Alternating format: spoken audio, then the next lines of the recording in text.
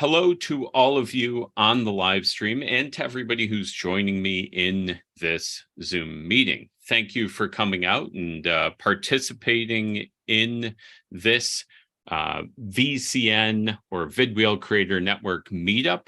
What is the VCN? It's a supportive community of professionals just like you who are ready to harness the power of video to elevate their businesses. Our mission is to help you navigate the technicalities of video production, build your on-camera presence and confidence, and learn how to weave video into your business, all with the goal of broadening your reach beyond your local market, attracting extraordinary clients, which we're going to talk about specifically today, and gaining flexibility within your business. How can I be qualified to guide you on this journey? Because it's my journey too. I used to operate solely within my local geographic market, limited by the boundaries of in-person interactions. But by embracing the power of video and the reach that it afforded me, I've been able to expand my business globally, work with extraordinary clients from all over the world, and become more profitable in the process. This shift has given me a less stressful, more flexible work schedule and opened up new horizons for my business. And I believe that the medium can do the same for you. If this seems like a good fit for you, look for my booking link in the chat. I would love to set up some time to discuss. If you're not ready to chat, though, find me on LinkedIn for daily posts on video and how to use it with your video or with your business as we continue this month's VCN theme, which is video strategy. Through July, we've looked at practical ways to improve your video strategy, and today's presentation is a continuation of that programming.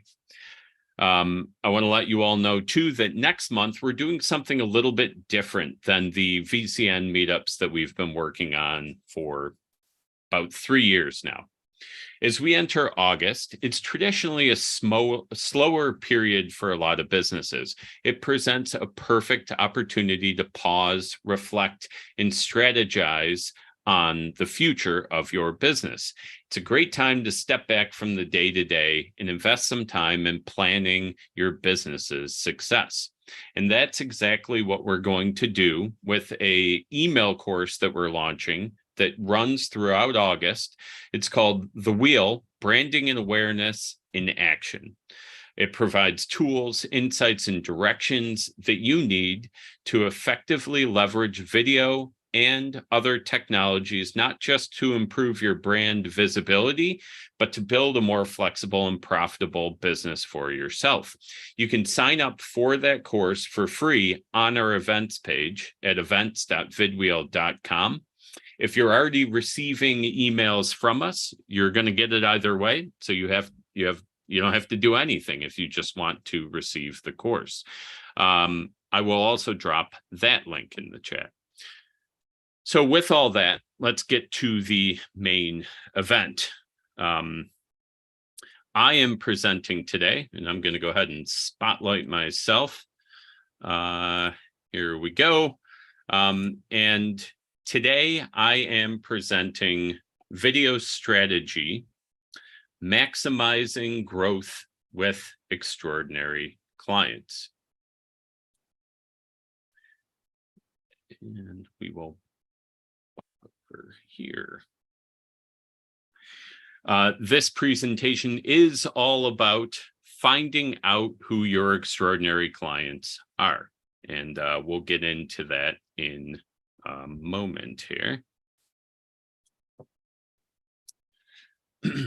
I do want to let you know, if you are in the room or if you're watching via live stream and you have questions at any point about the presentation itself, there are a number of breaks during the exercise portion of this presentation. So feel free to drop your question in the chat and I'll try to answer them during that time. For anybody who is going to follow along and perform the exercise, I did send out a message earlier today that you can download the worksheet that we're working on at blueprint.vidwheel.com, and you could print out page 9. At this point, though, I'd say grab a blank sheet of paper and a pen, and we will do it that way. So with all that, let's get to it. First, what we're going to cover today. We're going to start by defining the term that's at the core of this presentation, and that is extraordinary clients. Then we'll engage in an exercise to pinpoint your very own extraordinary clients. Following that, we'll harness our newfound insights to craft a streamlined video strategy targeting these clients. So, extraordinary clients. What do I mean when I say that? If you're unfamiliar with this term, that's not unusual because it is very much a VCN-ism. An extraordinary client is not your run-of-the-mill client. These are the folks who are the game changers for your business. The ones who don't just pay the bills, but fuel your passion. They drive growth, and you all foster mutual success with each other. With them, you're not just completing tasks, you're creating exceptional projects and breakthroughs. These are the kind of clients around whom you can build a thriving business. Extraordinary clients are transformative for your business. They not only invigorate your passion, but they also drive our success. And as a solopreneur, which most of us are on these calls, even just one or two or a handful of these types of clients can significantly boost your business along with your profit and flexibility. So once you find out who they are, use their influence everywhere. Their preferences should influence every facet of your business operation, from marketing to sales to communications techniques, growth strategies. They should impact all areas. But how do we identify these game changers? Many of you are already working with an extraordinary client, so it just comes down to figuring out who they are. And we're going to do that right now. Sorry. So we're going to jump over to, this is the Extraordinary Client Workshop. Like I said, if you have printed it out, if you got that message earlier today, you can go ahead and use the worksheet. If not, a blank sheet of paper will do the trick. And you're always welcome to go back and grab this at blueprint.vidwheel.com. And there's a lot more information in here too. This is a page out of the Video Strategy Blueprint version 2.1. Okay, let me jump over to the worksheet itself. So, is everybody ready with pencil, paper, whatever you need to get this rolling? If I don't hear objections, I'll just go with yes on that. All right. Okay, so step 1 here is going to be to list your clients. You can see this grid is kind of the meat of this worksheet. Down the left side of your paper, you're going to want to list your clients. So I'm going to put us on a timer while we go through this. That will pop up on my feed here. We are going to have 2 minutes to list your recent clients. And I will continue to talk through the 2 minutes, which you probably can see is now up on my feed, to kind of help you all hopefully generate even more ideas here. So one tip is do not prioritize while listing. This is kind of a brain dump. Every recent client that you've had, you want to get them on that list if possible. If you're having trouble coming up with clients or you're afraid that you're missing some, start with the work that you're doing now, right? Current clients, and kind of work backward, right? Did one client lead to another? Are there clients of similar project or service that you can kind of work backward with? Another thing, I said recent clients as I introed this list, but if any client sticks out in your mind, even from years ago, feel free to jot them down. It's helpful to have more than less in this exercise.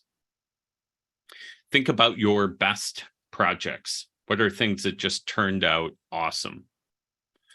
Think about your worst projects. What are things that didn't turn out as you had hoped? Write down the clients associated with that.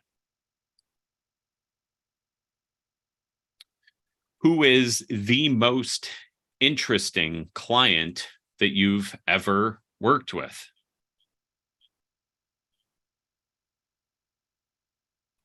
Keep jotting down the names until my timer runs out. And that is 10 seconds. I timed that better than I thought I would have. So we'll just finish out that list and then we can move on to the next.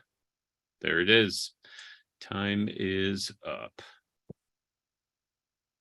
So now hopefully everybody feels good about their list of clients. Hopefully you have a good number of them.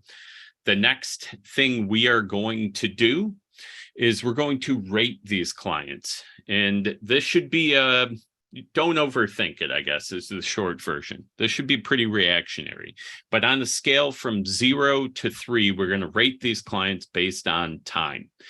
0 is the low end of the scale. 0 are the clients that always want something yesterday. They interrupt you. They make you work long hours. And overall, they probably drive you crazy. These are not good time clients. 3 is the opposite. These are the clients that are respectful of your time. They give you the runway and the space that you need to get things done. And they're great to work with. That shouldn't take quite as long. So we're going to do a 1-minute timer on this, and I will continue to prompt you if you want to go back and look at any of these or anything like that. Again, 3 is respect for your time. And the 0 end of the scale is expectations for immediacy.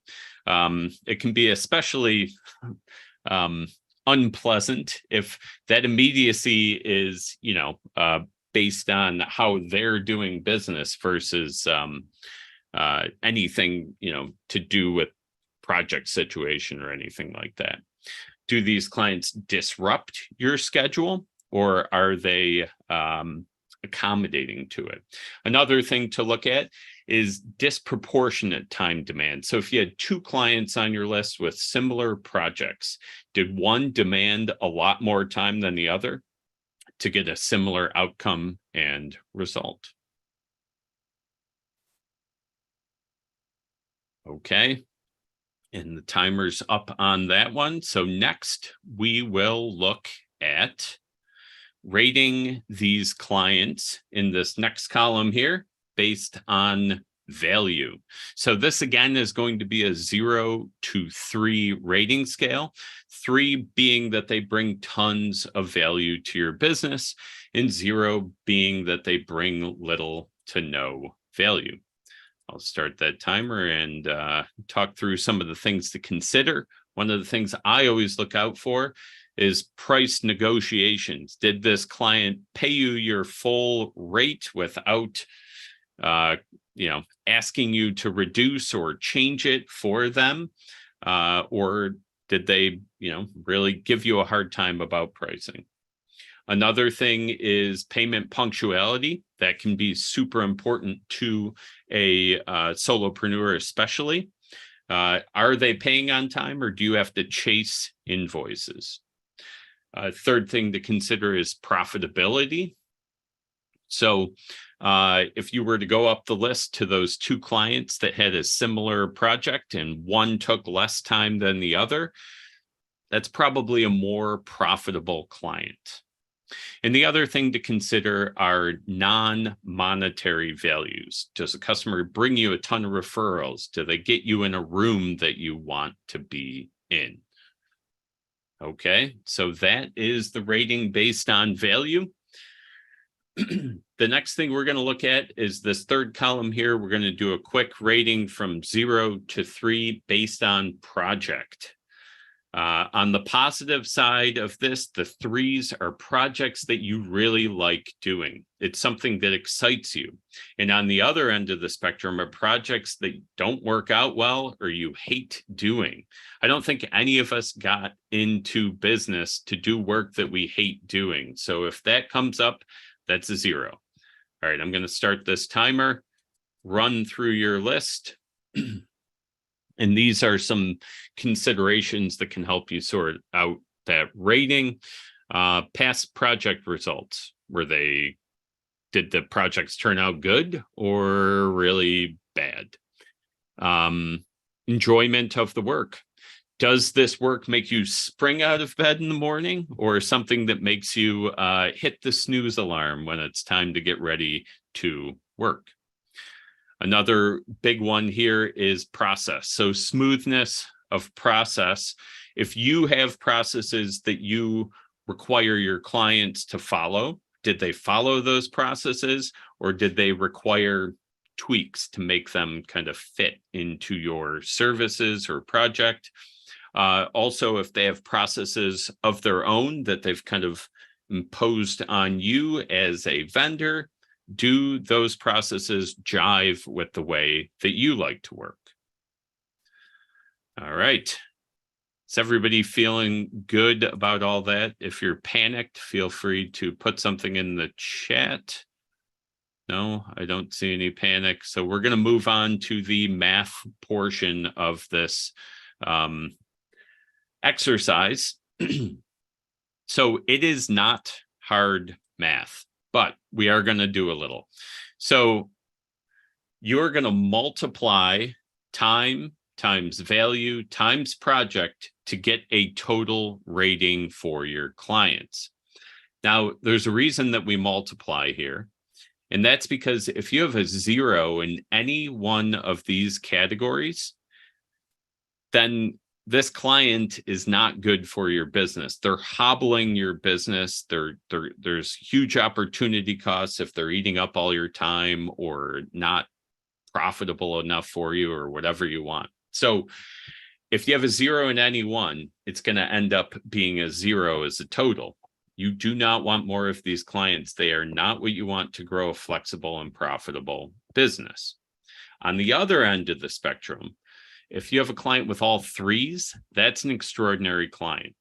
3 times 3 times 3 is 27. So if you're seeing 27s over here, life is good.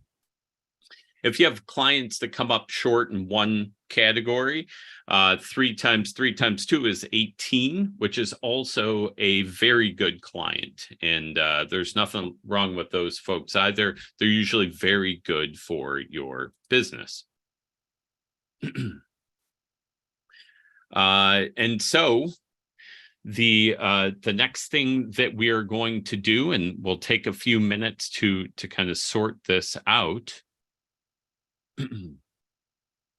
Oh, Elena's got a good question there. Monthly recurring revenue, I would use that as, yeah, I mean, if you've got the same MMR for everyone, then maybe it's maybe the value piece takes on more of a complexion of, whether they're in industries that you really like, or people that you seem to enjoy working with, or, those other pieces, or you could just do the 2 columns and go from there.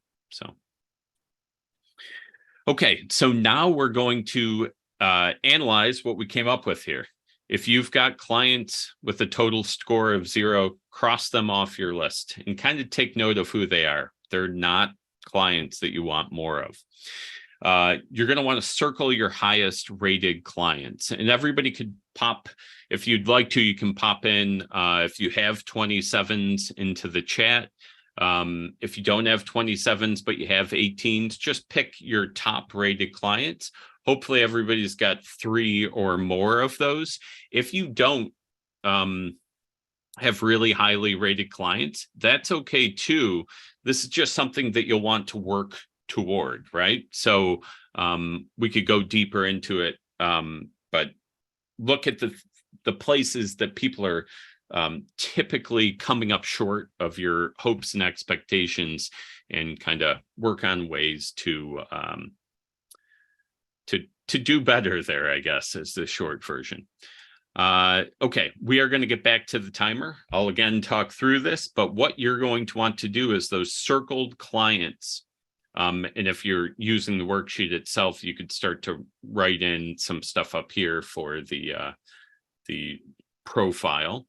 But those circled clients, you want to look at the common characteristics between those circled clients, those extraordinary clients.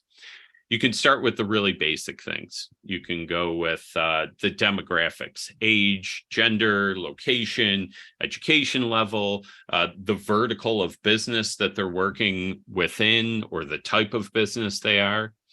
And if you're in a space where you get to know your clients a little better, you can dive a lot deeper. You could get into common personal interests or hobbies.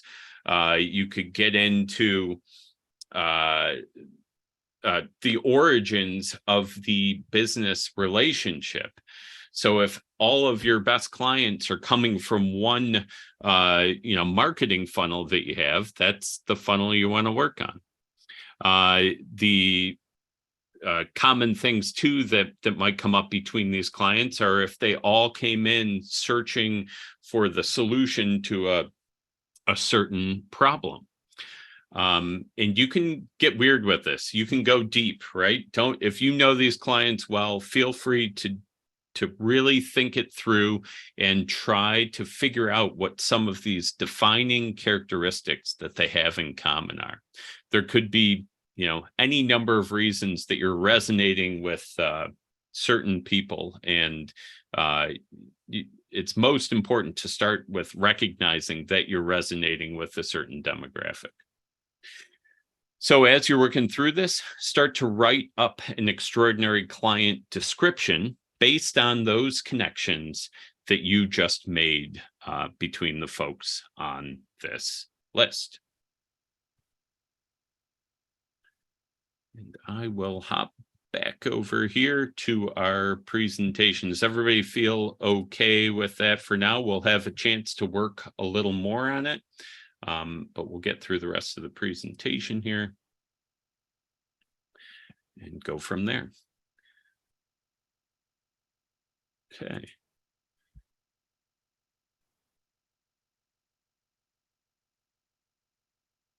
So now that we've finished that exercise, you should have an idea of a profile of your extraordinary client. We'll quickly here explore the foundational components of a video strategy to finish out this live stream that's centered on your extraordinary clients. If you're in the meeting with me here, you will have a chance to dive a little deeper during our next steps exercise, and I'll even provide an AI tool to help you along the way. But at this moment, we're going to look at strategy from a very high level. So here's the gist of what you'll want to include in your video strategy. First off, number one, what's your objective? Is this a sales-oriented or marketing-driven campaign? Do you want to gain new clients from it? Do you want to build your brand? Do you want to reach a wider audience? The next thing that you want to make sure you have nailed down is an understanding of your extraordinary client. Where do they spend their time online? Are they Twitch people, LinkedIn, Facebook? Do they only read email, or are your best clients coming from those platforms? When are they active? What type of content do they like to consume? Drawing from the clients that you've identified in the previous exercise, you can delve deeply into their preferences and habits to help you build this strategy. The next thing we'll look at is content. A lot of folks who come to these meetings are content creators. So I always look first at leveraging existing content when I'm trying to build out a video strategy or campaign. Maybe you have a group of talking head videos that you want to try to incorporate here, or video podcast episodes, or just a cache of cat GIFs. How can these elements be repurposed into this video strategy to reach and resonate with your extraordinary clients? If you don't have content that's already created that you want to build into your strategy, you'll have to consider content creation. So to supplement what you already have on hand as your strategy takes shape, you might want to consider what fresh content that you want to produce. And when you're doing that, be sure that you can commit to whatever you're saying you're going to produce. It's got to be well within your budget, your ability, and your time availability. And the last piece here is goal setting. You need to clearly define your success metrics for this strategy that you're putting together. I advocate for SMART goals, specific, measurable, achievable, relevant, and timely goals, but you will have to outline those at the beginning to help you kind of figure out the nuts and bolts of what will go into your video strategy. And throughout all of this, keep your extraordinary client in focus. For any decision or content piece, ask yourself, would this resonate with my extraordinary client? Does it align with their goals? Does it solve the problems that they have? And if not, reconsider. With those key points addressed, you now have the skeleton of a video strategy. The next step would be for you to go in and fill in the blanks, sort out how all these pieces fit together. We are going to have an opportunity to start on that together after the live stream ends. So if you are in the meeting here, we're going to go ahead and do that. And if you're outside of the meeting and you're doing it yourself, just remember, keep the extraordinary clients at the forefront of your mind as you're filling in the blanks. Use their influence everywhere.